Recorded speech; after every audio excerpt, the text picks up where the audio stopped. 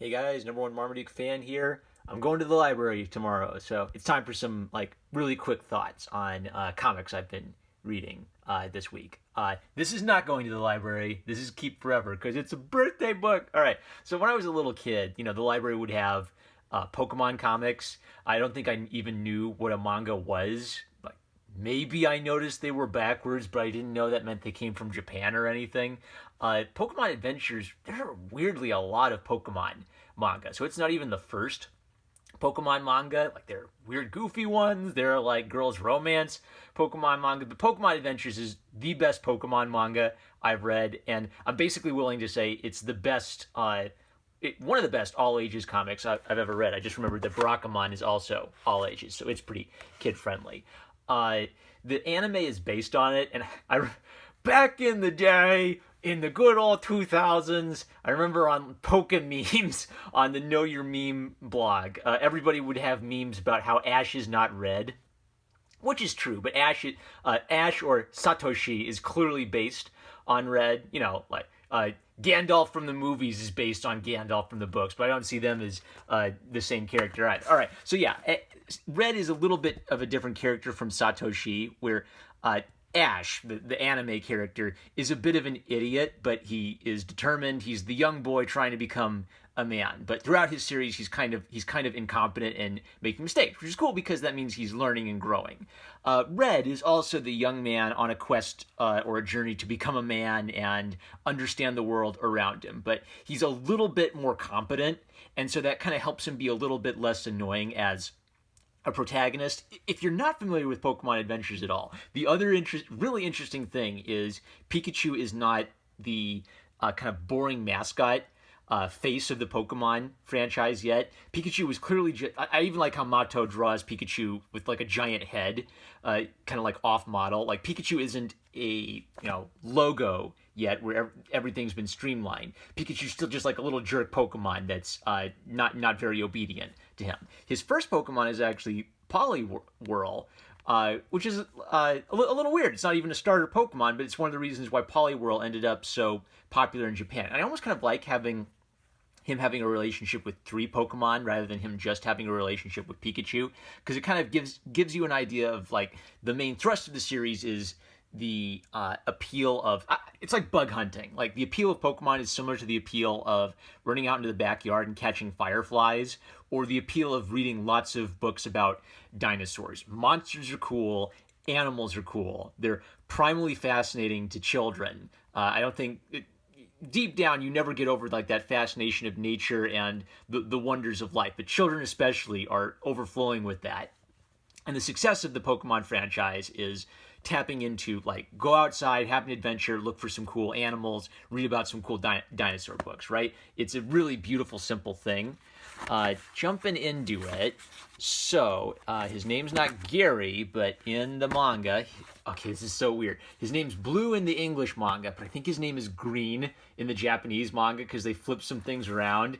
And Blue, who used to be Green, picked the red Pokemon, and Red picked the green Pokemon, and Green, who used to be Blue, picked the blue Pokemon. Did I get it right? Don't worry about it. It's actually very simple and straightforward. They're just red. They're just red and blue, and that's not that hard. So the rival is actually pretty cool, and he has maybe a more calm demeanor. Like one of the things that people are always talking about is the new rivals in the new Pokemon games are always nice guys, and you don't want to beat them up because they're such nice guys. And everybody remembers the first couple Pokemon rivals because they were kind of jerks, and you really wanted to beat them up, and they were memorable. I like that. Bring back jerky rivals. I never named my rival Fartface or Butthead or anything like that because he seemed like a cool guy. Oops, my phone died because my battery was low. Out of the 100% battery charge I could have possibly had, I only had a 1% battery charge. I wonder if there are any highly topical Pokemon-related metaphors for this problem.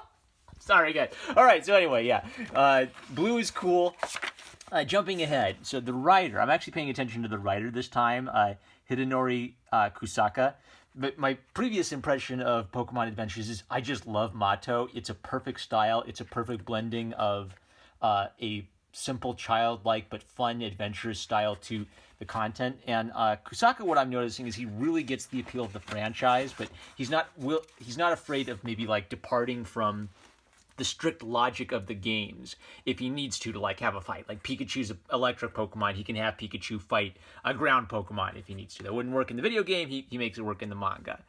When Red says to input all the data on all the Pokemon, that's my goal in life. I wonder I'm sorry, hashtag Pokemon Sword and Shield. I'm not saying I'm like totally against it. I'm just saying like I'm too cheap to not catch them all, right? Maybe I'd catch some of them for, I don't know, when it's on sale for $20. Then I'll go catch some of them. I swear I'm not a pure Gen 1 or purist. All right, so the point is actually that in addition to like the coolness of like monsters and going on a Pokemon journey, kind of like the studying of taxonomy, studying the world, writing a book report on it, Pokemon kind of works at a lot of levels where the thrill of going to learn something is in the real world, of being a real scientist in the field, taking field notes.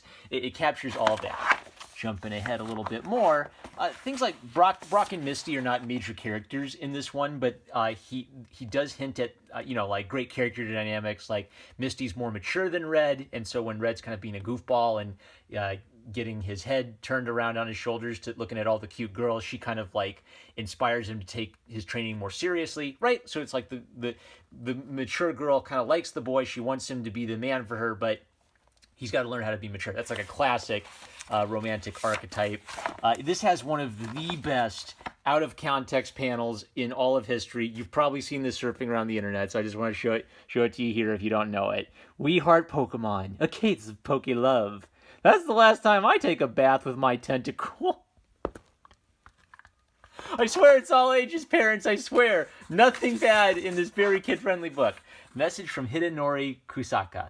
Whenever I write, I always have this goal in mind, to express in manga form the surprise and wonder that one feels while playing the Pokemon games. I always think to myself, perhaps this Pokemon lives in a place like this, or maybe this Pokemon's attack looks like that.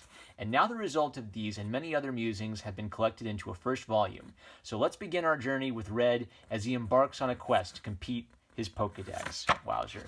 I remember I was like at...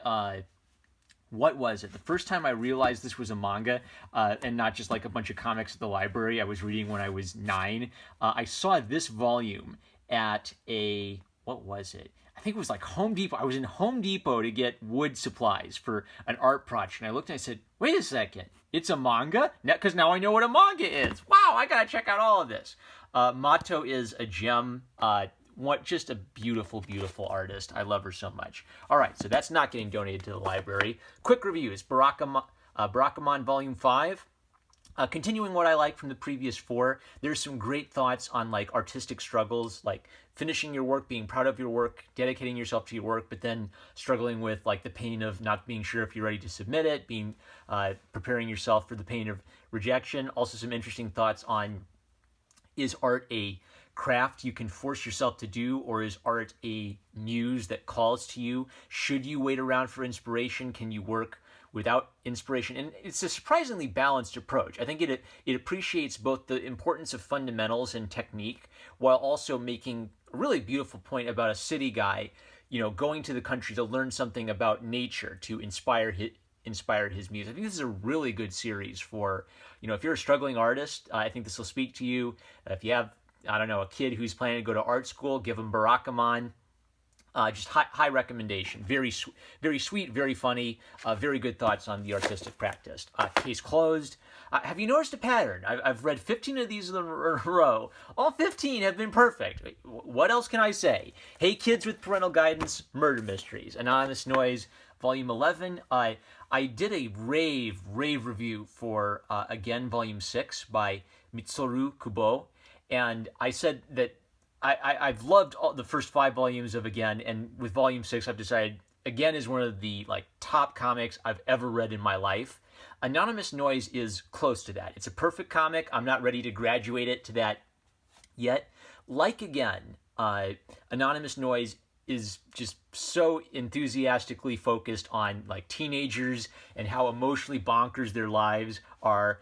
She has been advancing the plot. So one of the things I was annoyed at in previous volumes was it felt like she was dragging on, Yuzu and Momo staying away from Nino and never acknowledging their feelings. And then she's doing this interesting thing where originally I was 100% rooting for Yuzo. It's this Yuzo. It's this classic, love triangle thing where she's got the man she's fascinated with and in love with, but then there's the reliable man who's right there with her, but he's lying to her. He can't be honest about his feelings. So they both gotta one of them's gotta man up and actually be honest with her. And they're both ironically manning up and being honest with her at the same time while she's still bonkers about her feelings. I love this volume because it's getting back to catastrophic, crazy, over-the-top rock and roll concerts. Like the last rock concert they had, she literally found her voice, and it was nice because, she's figuring out her problems, and she's learning to control her emotions. But I kind of like it when, mistakes happen at the rock concert and everything is chaos. A few little quick composition notes. Ryoko Fukuyama, she does these really, it's a weird book, and she has some really bad manga face sometimes. She also does some really odd panel compositions that I kind of like. So she'll have something where, this panel dialogue is carried along through these 3 panels, but these 2 panels are a different thought, and the thought is related to the verbiage. So the first time you read it, you're kind of confused because it's sentence, sentence, sentence, sentence, sentence, and then you read it again and you realize that's a sentence and that's a sentence. I don't know. She's playing head games with me. It's part of the fun of it. Maybe one of her weaknesses is I love some of her subplots, but not all of them are as well developed as the main plot. So I don't know, what's his name, drummer guy. At first, his subplot seemed to be he was in love with his brother's wife, and I was thinking, okay. And then he got out of the house, and I was thinking, that's good, get away from the temptation. And now he's telling her he loves her. I'm thinking, okay, he's just being honest with his... Does he want to have a affair with his brother's wife? Because that would kind of be a dick move. I literally do not understand what is happening. So he frankly tells her, I love you, I want to kiss you. And she reacts like he's just joking around with her. I don't know. She's kind of cute and adorable, like a adorable little, very effeminate girl. So I kind of get why he'd have a crush on her, but I just don't understand. Is this Ryoko Fukuyama being silly and funny again? I don't know. It's a really crazy book. I love it. I don't think you'll like it if you don't have a high tolerance for weeb content. Unlike Again, which is such a masterclass. It's such a masterclass work. I feel like it kind of transcends the Japanese cultural boundary. And I love Ryoko Fukuyama. She's clearly someone who's been busting her butt a long time, and this was her big hit. So she's always thanking her fans. She's always so excited about the drama CD. Oh, they're making an anime. They're making a live action movie. I'm so excited. I'm so happy for her. Very professional.